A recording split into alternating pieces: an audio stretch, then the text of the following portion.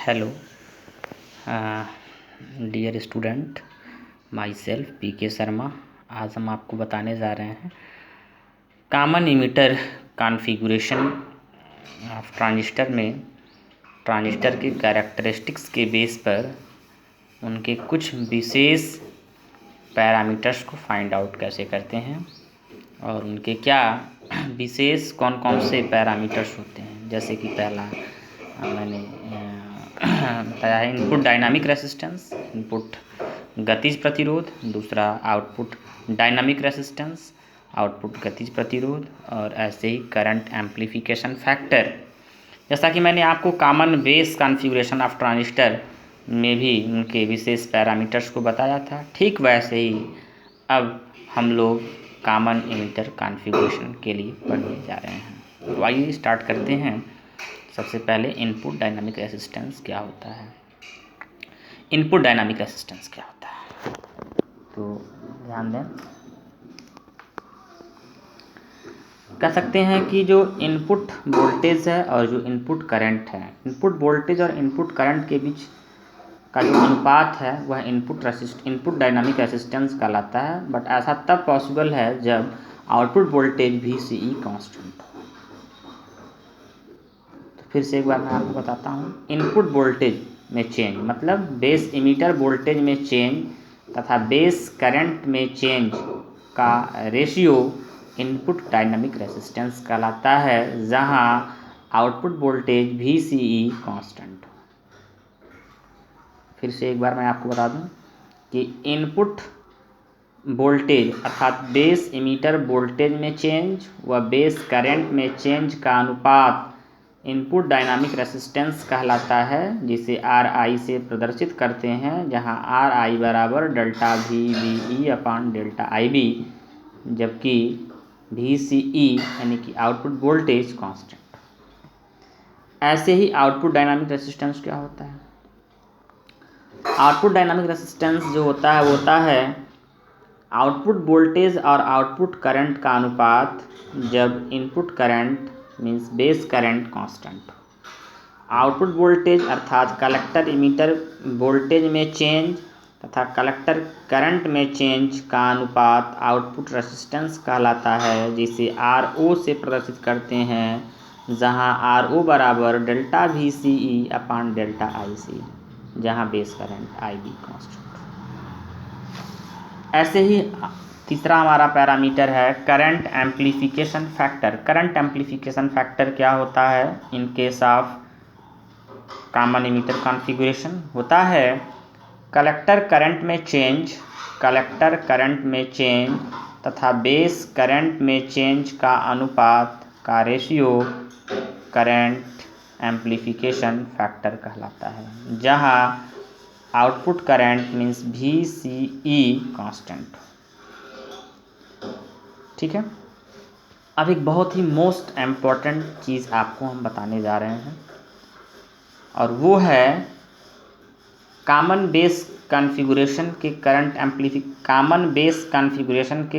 Amplification factor और common emitter configuration के current amplification factor में संबंध, रिलेशन, यानी कि आप कह सकते हैं relation in between alpha and beta, जो कि बहुत ही मोस्ट इम्पॉर्टेंट है। इस पर आधारित कुछ न्यूमेरिकल्स भी अभी आपको सॉल्व करने होंगे।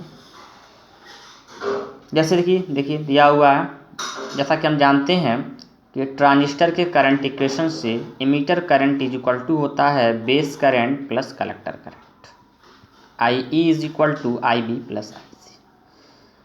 अगर हम IB और IC में जो चेंज है, जो स्मॉल चेंज है, अगर उसको हम मान लें कि डेल्टा IE, डेल्टा IB और डेल्टा IC हो, तब हम कह सकते हैं डेल्टा IE बराबर delta IB plus delta IC। दोनों साइड में डेल्टा IC से अगर हम डिवाइड कर दें तो मिलेगा आपको delta I upon delta IC, delta IB upon delta IC और delta IC upon delta IC। Delta IC से डेल्टा IC कैंसिल हो जाएगा। एक चीज़ आपको हम बता दें थोड़ा साइड में, delta IC upon delta IE की वैल्यू आपको बता चुके हैं, अल्फ़ा होता है। ऐसे ही delta IC upon delta IB की वैल्यू बीटा होती है। इसको जब हम यहाँ इक्वेशन में इवेलुएट करेंगे, जब इक्वेशन में हम इवेलुएट करेंगे तो आप ध्यान दें, ये हो जाएगा 1 अपान अल्फ़ा, ये हो जाएगा आपका 1 अपान अल्फ़ा, यहाँ हो जाएगा 1 अपान बीटा, और ये कैंसिल हुआ तो मिला आपको 1।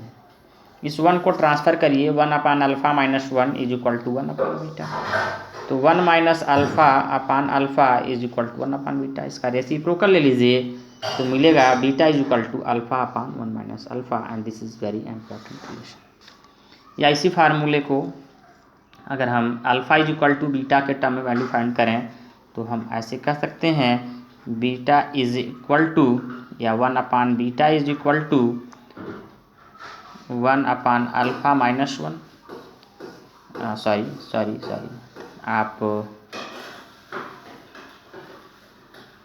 आप ऐसे कह सकते हैं, इसी से इसको हटाइए।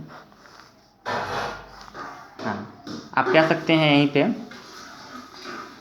कि 1 upon alpha is equal to 1 plus beta upon में बीटा, या अल्फ़ा इज इक्वल टू कह सकते हैं, या अल्फ़ा इज इक्वल टू कह सकते हैं बीटा अपान में 1 प्लस बीटा। तो ये फार्मूला है कि अल्फ़ा की value in term of beta लिखना हो तो ये फार्मूला, या बीटा की value in term of alpha लिखना हो तो ये फार्मूला हम यूज कर सकते हैं। ठीक है, समझ में आ गया? ये रहा हमारा अल्फ़ा और बीटा में रिलेशन, अल्फ़ा और बीटा में रिलेशन। अब हम लोग आगे नेक्स्ट इस पर बेस्ट कुछ न्यूमेरिकल्स पढ़ेंगे, जैसा कि हम आपको एक न्यूमेरिकल्स डिस्कस कर रहे हैं, ध्यान दीजिए।